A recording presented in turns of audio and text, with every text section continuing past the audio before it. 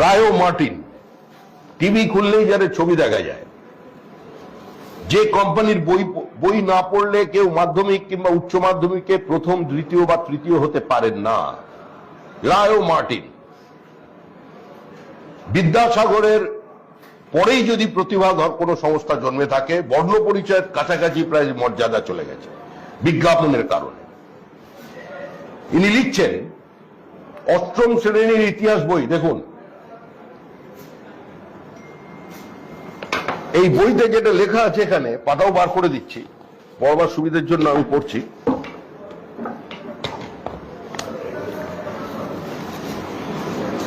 রায় ও মার্টিনের অষ্টম শ্রেণীর ইতিহাস বিচিত্রাতে রয়েছে সাম্প্রদায়িক থেকে দেশভাগ চ্যাপ্টার, একটা সাম্প্রদায়িকতা থেকে দেশভাগ চ্যাপ্টার। অষ্টম শ্রেণীতেই সবাই বুঝে যাবে ইতিহাস। ব্রিটিশরা হিন্দুদের তোষণ করত। মদন মোহন মালব্য একজন গোঁড়া হিন্দুত্ববাদী নেতা ছিল। হিন্দু পুনরুজ্জীবনবাদীরা হিন্দু ধর্মের গৌরবময় অতীত এবং প্রচারের নামে তাদের ঐতিহাসিক ও পৌরাণিক চরিত্রগুলোকে অতিরঞ্জিত করে তুলত। আবার পড়ছি, হিন্দু পুনরুজ্জীবনবাদীরা হিন্দু ধর্মের গৌরবময় অতীত প্রচারের নামে তাদের ঐতিহাসিক এবং পৌরাণিক চরিত্রগুলোকে অতিরঞ্জিত করে তুলত। এটা পাঠ্যপুস্তকে লেখা হচ্ছে, মানে এই রায়ো মার্টিন, এই বললাম যে সহায়িকা পশ্চিমবঙ্গ সরকারের অনুপ্রেরণায় লেখা হয়েছে, লেখা আছে সামনে। লেখক আবার কে? ডক্টর শ্যামল মন্ডল, ডক্টর মোহাম্মদ শফিউল হক। আমার বাংলাদেশের লোকজন হবে, বাংলাদেশের ছোঁয়া পাওয়া যাচ্ছে এখানে। হিন্দু মহাসভা ও আর্য সমাজ, আরএসএস এর মতো হিন্দু সংগঠন এবং দামোদর সাভারকার, গোলওয়ার্কারের মতো হিন্দু ব্যক্তিত্বরা মুসলমানদের বিরুদ্ধে সাম্প্রদায়িক বিভেদ তৈরি করেছিল। হিন্দু বুদ্ধিজীবীরা লেখনির মাধ্যমে মুসলমানদের আঘাত করেছিল, ইত্যাদি ইত্যাদি। এইটা হচ্ছে এই বইয়ের প্রতিপাদ্য বিষয়। ক্লাস 8-এ যদি এই বই পড়ানো হয় এবং পশ্চিমবঙ্গ সরকারের যে সিলেবাস আছে সেই সিলেবাসের অনুমোদিত বলে প্রথম পাতায় লেখা হয়েছে, মধ্যশিক্ষা পর্ষদ প্রবর্তিত নতুন সিলেবাস এবং প্রশ্নপত্রের নতুন কাঠামো ও নম্বর বিভাজন অনুসারে লেখা এই রায় ও মার্টিনের ইতিহাস বিচিত্রা আমার সংস্থা কয়েকদিনের মধ্যেই, হয়তো আগামীকাল কিংবা বুধবারের মধ্যে আমরা মামলায় যাচ্ছি। পার্টি নয়, অন্য সংগঠন মামলা করবে।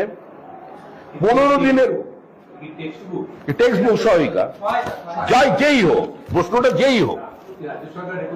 রাজ্য সরকার রেকমেন্ড করেছে কি করেনি আমাদের দেখার দরকার নেই। রাজ্য সরকার এই বই পড়তে, এই বই চলে কি করে?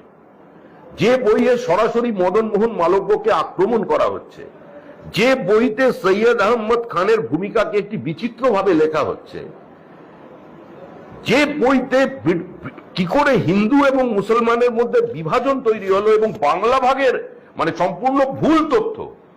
স্যার সৈয়দ আহমদ খান তিনি ইংরেজি শিক্ষা এবং আধুনিক শিক্ষা মুসলমানদের ছড়ানোর জন্য প্রথমে চেষ্টা করেন, পরে তিনি দ্বিজাতি তত্ত্বের কথা বলেন। জিন্না প্রথমে দ্বিজাতি তত্ত্বের কথা প্রথমে জিন্না তো আনেননি, কিন্তু তার বক্তব্য থেকে বিভিন্ন সময় এটা চলেছে। এটা ইতিহাস। এটা ক্লাস 8-এ পড়াশোনার কোনো প্রয়োজন আছে বলে তো মনে হয় না, কিন্তু লিখলেন। কিন্তু লিখে সরাসরি এ ধরনের সংগঠনকে, আর্য সমাজের মতো সংগঠনকে আক্রমণ করছেন। গোলওয়ার্কারের কোন লেখায় আরএসএস কোথায় কবে মুসলমানদের বিরুদ্ধে বিদ্বেষ ছড়িয়েছে? সংঘের প্রার্থনায় কোথায় বিদ্বেষ আছে? হিন্দুত্ব কোনো বাদ নয়। হিন্দুত্ববাদী যারা লেখেন, হিন্দুত্ব কোনো বাদ নয়, এটা কোনো ইজম নয়, it's a way of life. এটা তো এর যে সুপ্রিম কোর্টের ব্যাখ্যা, এটা তো মহামান্য সুপ্রিম কোর্টও যেভাবে ব্যাখ্যা করেছেন এবং সেটা গ্রহণযোগ্য ব্যাখ্যা, এবং আমরা যারা এই মতাদর্শে বিশ্বাস করি, আমরা যারা এই দীর্ঘদিনের সনাতনী বহমানতায় বিশ্বাস করি, তো এখানে তো বহুত্ববাদ তো এই সমাজের মধ্যে আছে। আমার প্রশ্ন সেটা হচ্ছে, প্রোপাগান্ডামূলক বই হাজার হাজার আছে, এটাও ধরে নিন আপনি প্রভাবান্তর বই করা রাজ্য সরকার থেকে রেকমেন্ড করছেন। রাজ্য সরকার তো শব্দ বদল করেছে। রাজ্য সরকার তো এটাই চায়, রাজ্য সরকার এটা চায়। আমি রাজ্য সরকারের কথা বলছি না। রাজ্য সরকার থাকতে এই বইটা থাকে কি করে? কোনো কন্ট্রোল নেই। আপনি যে কোনো ইতিহাস লিখতে পারেন, ইতিহাস মানুষকে পড়াতে পারেন। পড়া না পড়াটা ছাত্রদের অধিকার, তার অভিভাবকদের অধিকার বা তাদের ব্যক্তিগত সিদ্ধান্তের উপর নির্ভর করে। আমরা রাজ্য সরকারের বিরুদ্ধে তো বলছি না। আমাদের বক্তব্য যে রাজ্য সরকারের কি নীতি, রাজ্য সরকারের মনোভাবটা বুঝেই এরা বইটা লিখেছে। যেখানে রামধনু রংধেনু হয়ে যেতে পারে, যেভাবে রাজ্য সরকার বিভিন্ন ভাবে মানে ওই সিঙ্গুর আন্দোলনটাকে মোটামুটি ভাবে গান্ধীজির অসহযোগ আন্দোলনের উপরে তুলে নিয়ে যেতে পারে এবং সেখানে বিচিত্র বিচিত্র ব্যক্তিদের, স্বনামধন্য ব্যক্তিদের তাদের ইতিহাস বই সামিল করে দিতে পারে, সেই অধিকার তাদের আছে। রাজ্য সরকারের মনোভাবটা যদি থাকতো, তাহলে রাজ্য সরকার ঠিকঠাক থাকলে এই বই বাজারে বেরোতো না। এই মদন মোহন মালব্য সম্পর্কে এ ধরনের কথা বেরোতো না। এর মানেটা কি হচ্ছে? এর মানে এটা দাঁড়াচ্ছে যে রামধুন গেয়ে যে গান্ধীজি সারা ভারতবর্ষের মধ্যে একটা স্বাধীনতা পাওয়ার উদগ্র বাসনা তৈরি করেছিলেন এবং বিভিন্ন সময় তার বক্তব্যে তিনি রামকে কোট করতেন, এ বলছে অতিরিক্ত মহিমান্বিত করে মুসলমানদের আক্রমণ করেছে। এবং এই বইয়ের ওই কত পাতা থেকে 272 থেকে 279 পর্যন্ত এই বইটার মধ্যে পড়ে দেখুন। এই বইটা যেভাবে ইতিহাসকে উপস্থাপিত করেছে তার অর্থ হচ্ছে এটাই যে বিভাজন হয়েছিল, সেই বিভাজনের কোনো দায়িত্ব মুসলমানদের ছিল না, মানে মুসলিম লীগের ছিল না। এই ঘৃণা, এই বিদ্বেষ সম্পূর্ণভাবে তৈরি করেছিলেন ভারতের তদানীন্তন রাষ্ট্রীয় জাতীয় নেতারা, মানে সর্দার প্যাটেল, মহাত্মা গান্ধী, নেহেরুর কারণে, তাদের এই হিন্দুত্ববাদের কারণে। এটা তাই লিখছে, তাদের অতিরিক্ত আমাদের মাইথোলজিকে গৌরবান্বিত করার কারণে মুসলমানদের বিরুদ্ধে ঘৃণা সৃষ্টি হয়েছিল এবং সেটাই বিভাজনের কারণ। এই বই পড়ে নতুন নতুন বিদ্যাসাগর তৈরি হবে।